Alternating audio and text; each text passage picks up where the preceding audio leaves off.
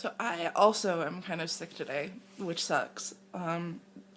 So your first question, Jesse, was what we think of revenge porn. I think it's gross.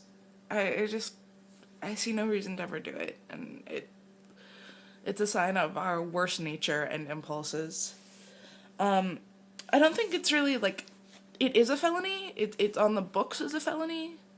I do think that it's right that it's a felony though, because it's a particularly vicious crime.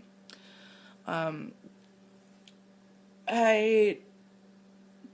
think that fines or community service are a better option than jail.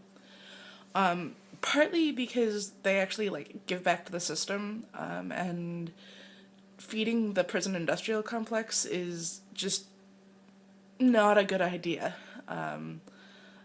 It does not really serve a social good, and it feeds our need for revenge and furthers the impetus to do stuff like revenge porn without actually having anything useful come out of it.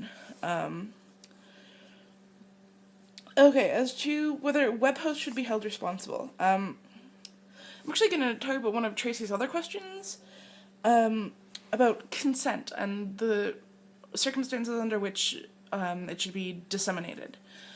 And I think having verbal consent to naked pictures could work as long as there was an understanding that no dissemination could happen. But requiring written consent for dissemination of nudity would allow for web hosts and sites to make sure that they were posting things that had been legitimately acquired without necessarily infringing on the rights of sex workers or people otherwise making a legitimate living off of posting nudie pics in a non-exploitative way. And so, like, written consent and then making sure that that written consent is there for dissemination, I think, would work really well for that.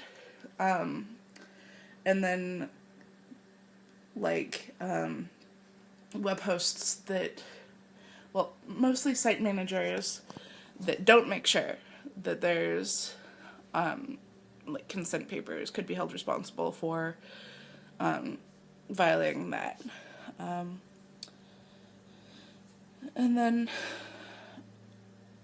the statute in Wisconsin where parents and guardians can sign off on having pictures taken of under 18 is, like, people under 18 just shouldn't have naked pictures taken of them. That just seems really simple.